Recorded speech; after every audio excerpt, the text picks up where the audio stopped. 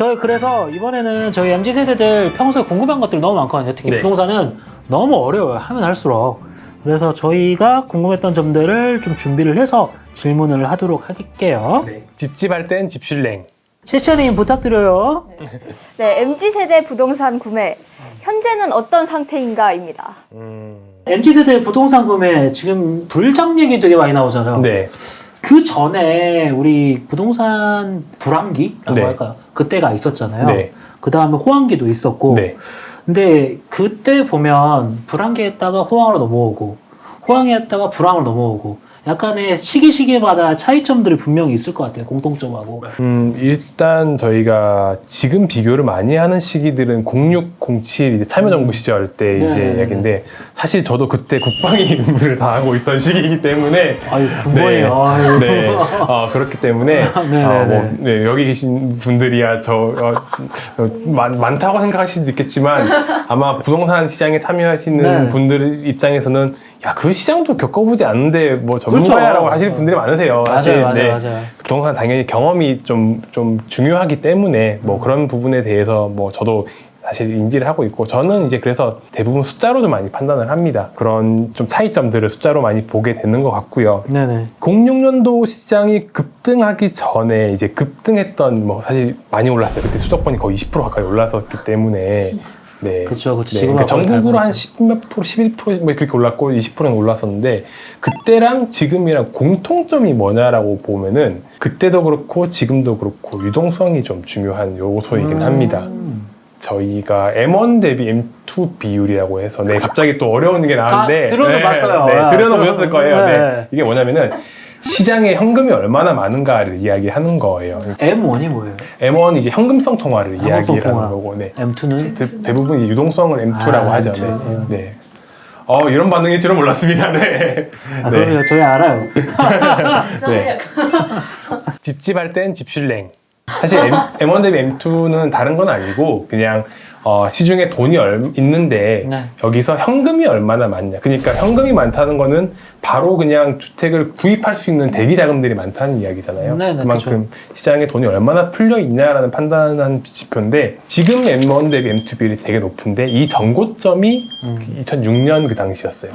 궁금한 게 지금은 코로나 때문에 약간 유동성을 푼 상황이잖아요. 그렇죠. 근데 그때는 왜? 그 당시에도 유동성을 많이 풀었습니다. 2006년 이때가 최저금리 3.5%였거든요. 기준금리 3.5%였고 네. 그때 좀 누적됐던 경제 위기를 조금 경제를 순환시키기 위해서 금리를 내렸던 시기. 그러면서 돈을 많이 풀었던 시기예요. 그렇다 보니까 그때도 이제 현금이 좀 많이 모였고 그렇게 현금이 모이다 보니까 자산시장으로 당연히 그렇죠. 이제 유입이 되겠죠. 그러면서 수도권 주택 가격이 그거로 많이 올랐습니다. 그리고 공급도 이제 공급이 줄어드는 시기는 사실 06, 07은 아니 지금은 공급 이슈가 상당히 많지만 06, 07은 이제 뭐 03, 04년 이때 공급이 피크를 찍은 다음에 내려오는 시기이긴 했어요. 근데 지금도 저희가 18년도, 19년도 이때 공급이 되게 많았었거든요. 맞아요. 공급이 앞으로 줄어들 것만 남은 시기였다는 거죠. 비슷한 것들은 정책들이 좀 비슷하죠. 아무래도 그때도 맞아요. 세금 규제가 많았고 대출 같은 것도 좀 많이 막았었고요.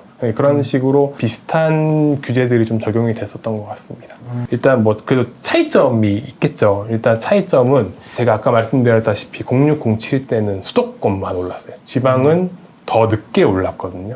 한 3, 4년 있다가 팍 올랐던 이제 정부가 넘어간 다음에 올랐는데 이게 최근 부동산 시장은 주택 시장은 수도권이랑 지방이 같이 오르고 있잖아요. 네. 이게 무슨 차이냐 보면은 아무래도 정보에 대한 차이, 과거에 비해서 지금 월등하게 많이 정보 순환이 빨라졌던 거죠. 그리고 그 당시에 대한 경험들도 있고 그렇다 보니까 그때 지방시장 같은 뭐 06, 07 이후에 그 한 4, 5년 있다가 지방시장이 확 터졌던 거는 그때 공급 입주 물량이 급격히 줄어들어요. 지방 주택 시장에서. 그거를 한번 경험했던 분들이 지금 장에서 야 그때 지방에 입주 물량 빠질 때 가격 엄청 올랐던 거 기억해봐. 그러면서 지금 공급이 되게 중요한 이슈라고 판단을 하시는 거죠. 근데 그때의 경험들이 이제 지금에서는 빠르게 도입이 되고 있고 그리고 지금은 언제든지 편하게 가서 구입을 할 수 있어요. 사실 그때보다 KTX도 잘 뚫려 있고 그리고 뭐 너무 어플들도 너무 편하고 매물도 다 거래할 수 있으니까 예, 그만큼 이제 정보의 유통 속도도 빨라지고 거래 의사결정을 하는 속도도 다 빨라지면서 지금은 수도권이 좋으니까 바로 또 지방까지도 넘어가는 그런 현상들이 좀 같이 나타났다라고 판단을 합니다. 저도 집이 지방인데 네. 피가 되게 많이 붙어서 거래가 된다고 하더라고요. 네. 그래가지고 약간 집방인데 이렇게까지 약간 그렇죠. 이런 생각인데 그들은 다 미래를 보는. 맞아요. 본인 집이 아니요, 저 보이지 말고. 저희 지방에 새로 짓는 집. 네. 신축들이. 신축. 네.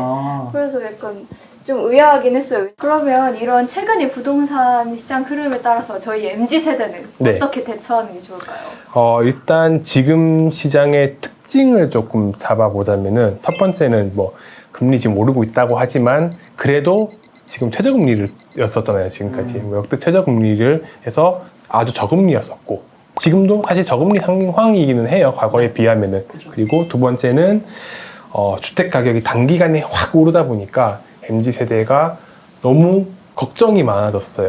그러니까 네. 도대체 여기 옆에서 다 어떻게 사니까. 살아야 될지. 네. 그러니까 불안감이 좀 확대가 됐다라는 게 두 번째 좀 특징이고 세 번째는 이제 집도 못 살 것 같은데 대출 규제를 엄청 하는 거예요. 대출 규제가 19년부터 계속 지금 하고 있거든요. 또 좋다 나쁘다를 떠나서 일단 규제를 한 건 사실이고 지금 시장의 특징, 그 MZ 세대들이 가장 많이 체감하는 세 가지가 이런 것들일 것 같아요. 첫 번째로 금리가 낮으니까 당연히 자산 가격은 오를 수밖에 없는 거긴 하거든요. 당연히 뭐 계산을 해보면은 적금 넣어서 적금금리 1%, 1, 2% 받을 바에야 뭐 하라도 하는 게 낫죠. 제가 아까 주택 가격 뭐 3%는 그래도 먹지 않냐 얘가 그러니까 따지고 보면은 물가상승을 빼면은 손해예요. 그렇게 들어가면은 당연히 자산 구입을 할 수밖에 없는 상황이고 두 번째로 뭐 단기 급등한 거 이런 것들에 대해서는 아무래도 불안하죠. 이제 불안 심리가 커지면서 점점 더 나도 구입을 해야 했나? 지금 당장 안 구입하면은 못 살 것 같은데 이렇다 보니까 이제 구입을 하는 거고 네. 그리고 사실 다 섞여 있는 부분들이긴 해요. 그러면서 대출 규제가 안 그래도 자본금도 부족한데 네. 대출까지 안 되니까 정말 못 사겠다라는 식으로 이렇게 넘어간 거죠. 그렇다면 이제 MZ 세대가 어떻게 대처를 해야 되냐? 조금 되게 원론적인 이야기예요. 그리고 사실 답 없는 이야기이긴 한데, 제가 그래도 말씀을 드리는 부분은 네. 내 자산을 알라라고 해서 그 광고 보셨을 거예요. 네. 맞습니다. 근데 사실 그게 되게 맞는 말이긴 한 게 내 자본을 좀 알아야 돼요. 그러니까 내가 얼마를 가지고 있고, 그 다음에 내가 얼마를 조달을 할 수 있는지, 를 냉철하게 분석을 해야 됩니다. 진짜 보수적으로. 네, 보수적으로. 그리고 뭐 하다못해 대출도 내가 얼마나 받을 수 있는지를 판단을 해야 돼요. 물론 이제 집값에서 이제 DTI 뭐 이런 거 다 따져봐야겠지만 이렇게 해서 나는 그래서 지금 나는 얼마짜리 살 수 있는 사람이구나 라는 걸 알아야 됩니다. 등급이 그게 되겠는데. 네. 그래서 이게 현실적으로 뭐 이거 너무 뼈 때리는 얘기 아니냐라고 생각하실 수도 있는데 사실은 그게 시작이에요. 그게 제일 기본이고 그 다음에 이제 부동산을 왜 구입을 하고 싶은지를 한번 좀 생각을 해보시면 좋겠어요. 주거의 안정화? 주거의 안정이다. 그러니까 결혼하려고? 결혼. 네.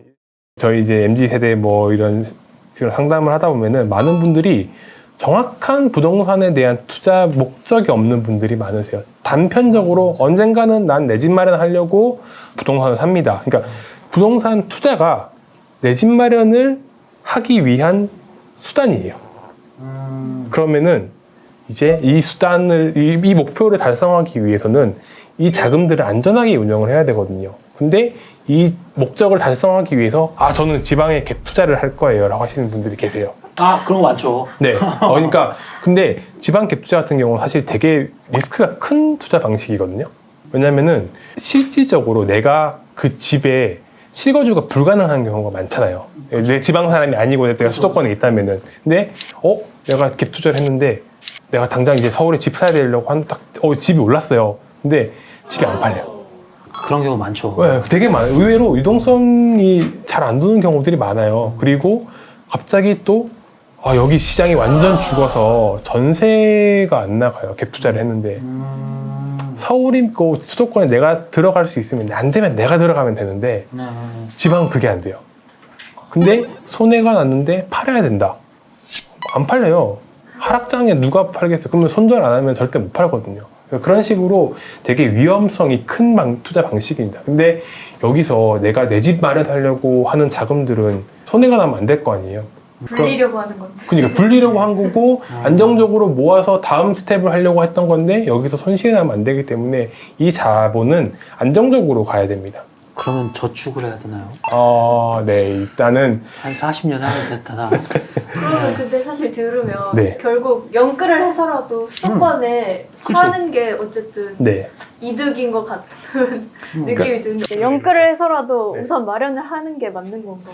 일단 연끌을 하는 거 사실 지금은 연끌도 아닌 것 같아요. 제가 보기에 너무 막혀 있으니까. 그러니까 저희가 옛날에 비교하면은 사실 지금 맥스로 받아도 LTV 50% 받기 쉽지 않거든요. 신용대출 포함하더라도. 그렇기 때문에 사실 이게 연끌이라고 말은 하지만 저는 개인적으로는 연끌 아니다고 생각하거든요. 뭐 이거는 여기서만 얘기하는 것도 아니고 밖에서도 딴 데서도 이거 너무 연끌이라고 하는 단어로 젊은 세대를 매도한다. 왜냐면은 우리는 소득이 앞으로 올라갈 세대인데. 그렇죠. 그러니까 앞으로 우리는 상환 능력이 점점 더 커지는 사람들이기 때문에 그거 가지고 너무 연끌이라고 매도하지 말자라고 하는 저도 그 편입니다. 네.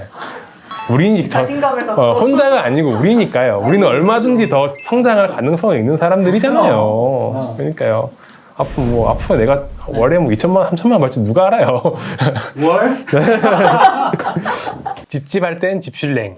그래도 제가 말씀을 드리는 거는 일단 최저 자본은 좀 모으고 시작하자. 그래도 우리 기본기는 쌓아놓고 가자는 거죠. 이게 전문가들마다 최저 자본 얘기를 많이 하시거든요. 네. 뭐 전문가는 5천, 아, 뭐 어떤 전문가 네. 억 이렇게 네. 얘기하시는데 위원님은 얼마? 저는 1억 얘기합니다. 억. 1억은 네. 모아야 된다고 생각해요. 왜냐하면은 6억 기준 잡았을 때 뭐 그런 것도 많잖아요. 이렇게 하고 뭐 얼마 대출 받고 이렇게 했는데 그런 걸 떠나서 1억이라는 금액 기준은 심리적인 그런 안정이 있다고도 생각을 하고요. 우선은. 그리고 지금 시장에서 1억은 돼야지 뭘 하겠더라고요. 저도 그래도 저희가 사실 집이잖아요. 내가 살 수 있는 것 중에 제일 비싼 요트보다도 집이 비싸니까.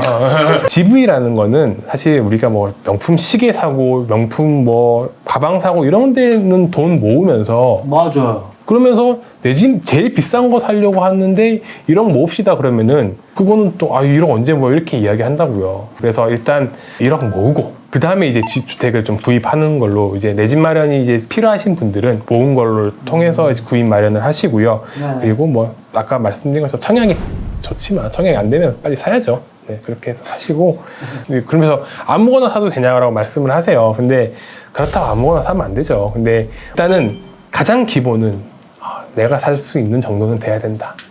방사마이. 네, 그렇죠. 방사마이. 그렇게 이제 좀 자기 자본이 확정되고 좀 맞춰 나가는 게 필요하다 네. 볼 수 있습니다. 내부 내선. 아까 앞서 말씀드린 것처럼 이제 그럼 이 상황에서 우리가 저희 같은 Z세대들이 어떻게 해야 되냐 말씀드렸어요. 저는 사실 부동산 공부를 시작한 지 한 달이 채 안 됐거든요. 네. 입사하셔서 시작하셨어요. 그쵸, 맞아요. 입사와 함께 부동산. 맞아요. 그렇죠. 그래서 막 지금 당장 뭘 해야 할지가 제일 궁금한 것 같아요. 그러면은 일단 돈 모아야죠. 아까 그렇죠. 물론 돈이 있어야 되겠지만. 네, 아까 1억 근데 모아야 된다고 말씀드렸는데 그럼 돈 모으기 전에 할 수 있는 뭔가가 있을까요? 일단 돈으로 계획을 세워야지. 네. 맞습니다. 사실 되게 맞는 말씀 해주세요. 이게 아까도 말씀드렸지만 왜 집을 사려고 하는지 그리고 왜 부동산을 구입을 하려고 하는지에 대한 목적을 명확히 설정을 하셔야 됩니다. 그래서 어떻게 좀 부동산을 활용할 건지를 계획을 세우시는 게 사실 MZ세대에게도 제일 중요할 것 같고요. 그 다음에 일단은 뭘 하든 돈을 모아야 됩니다. 기본 자본금이 중요해요. 이건 어쩔 수 없어요. 저는 초기 자본금 일단 안정적으로는 모아야 되는 거죠. 대집 마련할 건데 돈을 막 위험한 데 못 하니까 그렇다면은 그래도 일단 적금이 제일 적금인가? 저의 경험에서는 적금이 제일 낫더라고요. 집집할 땐 집슐랭. 저희 같은 어린 친구들은 브이들. 어디서 정보를 많이 얻을 수 있을까요? 그 주식은 리딩방 이런 거 얘기 많이 하시잖아요. 아, 리딩방 많죠. 네, 사실 부동산은 사실 그런 건 없는 것 같아요. 그런 식으로 정보를 얻는다고 해서 내가 뛰어들 수 있는 부동산은 거의 없을 거예요, 아마. 맞아, 네. 맞아. 네. 그러니까 포지션 자체가 다르잖아요. 일단 그런 얘기들 들어보셨을 거예요. 지방 버스 타고 다니면서 옛날에 그런 거 많았잖아요. 임장 다니는. 임장하시고 뭐 구입하고 팔고 뭐 그런 것들도 사실 그분들은 이제 투자만 하시는 분들인 거니까 우리랑 좀 다르죠. 이렇게 다르니까 그거는 조금 구분을 해서 생각을 하셔야 될 것 같고요. 일단 부동산에서 제일 중요한 거는 또 갑자기 또 재미없는 이야기지만 네, 내가 잘 알아야 돼요. 내가 결국 결정을 내가 할 거기 때문에 내가 잘 아는 수밖에 없고요. 그리고 계속 공부하라고 말하는 것 같아서 좀 그렇긴 한데 네, 일단 시장 보는 눈을 좀 키우시고 그다음에 좀 섹터별로 좀 구체화도 하시고 네. 그렇게 하는 게 좀 중요할 것 같습니다.